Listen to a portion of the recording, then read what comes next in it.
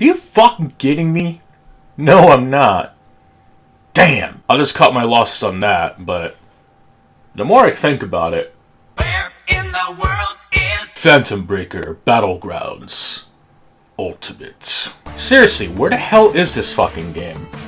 This was like one of the most anticipated games of 2024, and yet the people who are working on this remaster have been completely silent about it, with a teaser trailer that barely has any gameplay for them to notice going by people who actually seen the damn thing.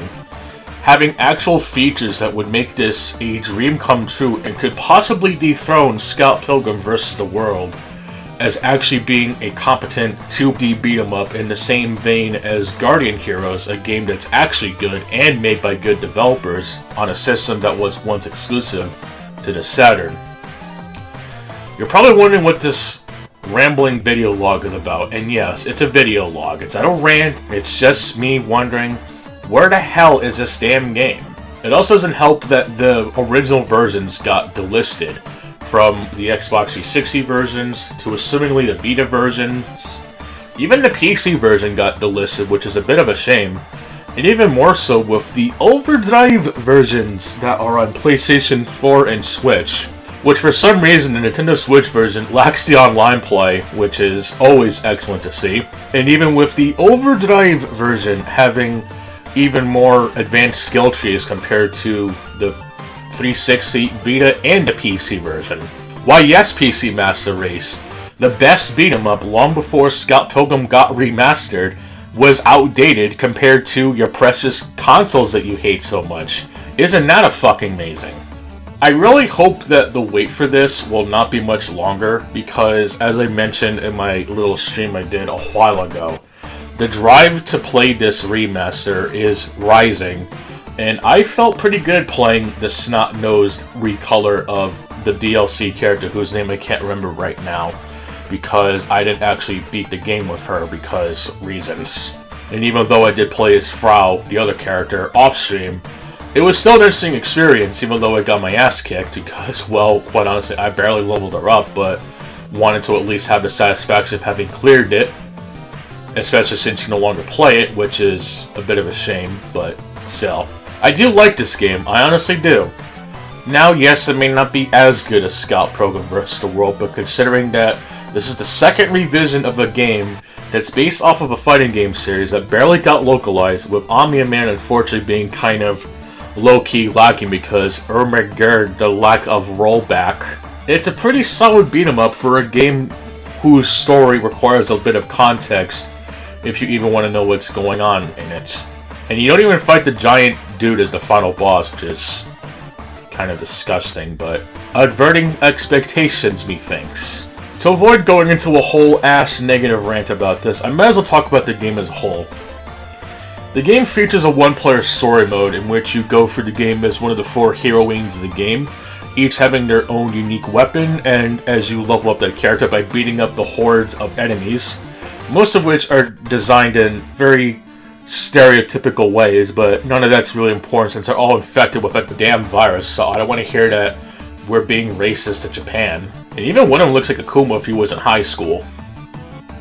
Now that's a keeper. Now I know you can actually play as other characters, but they don't have story bits for some reason, and playing the arcade mode, which is basically the co-op version, you don't get the infinity level, as you can probably see on the highlight. But other than that, the gameplay is relatively the same, whether you're playing with one player, by yourself, or with 3 other people, locally or online. I don't know if you can do a combination of both, and I really wish more games did that.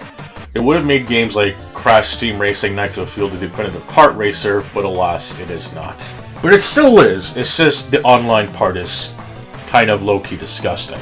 And we're probably never going to get a PC version of the game because it clearly wants you to use the microtransaction-riddled shop, even though you can literally earn the coins by playing for free.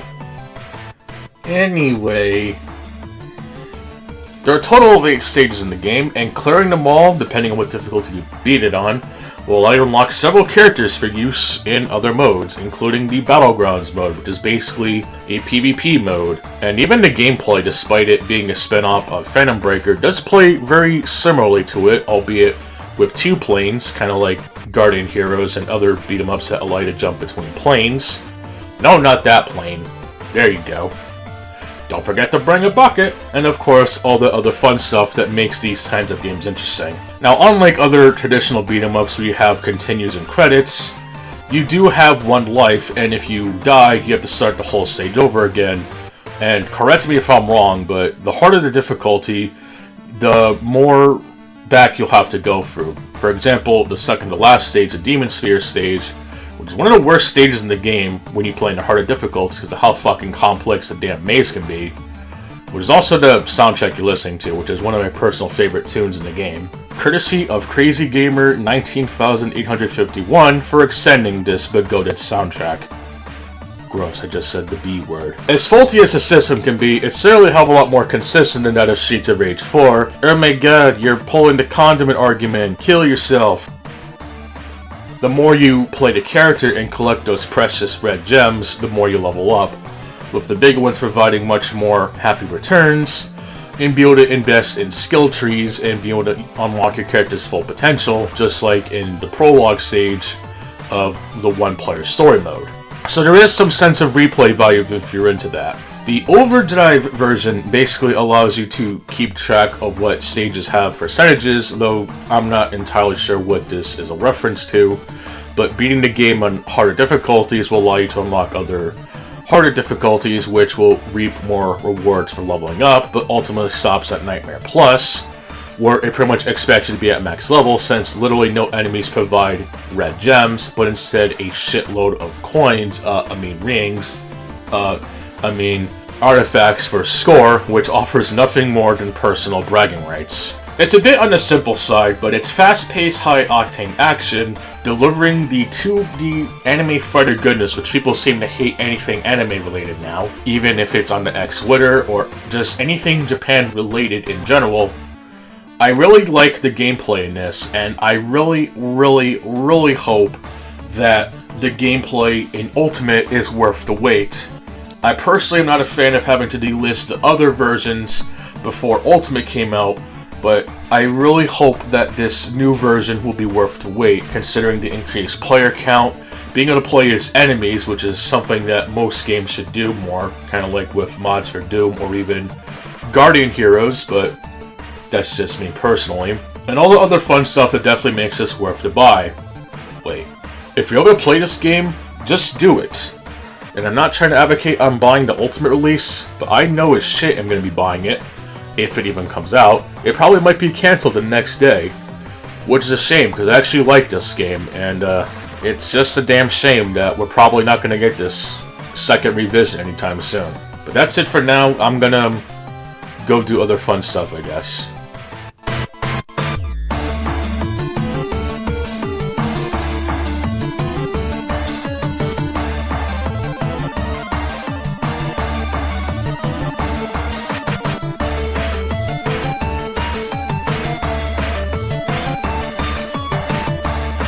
OVERDRIVE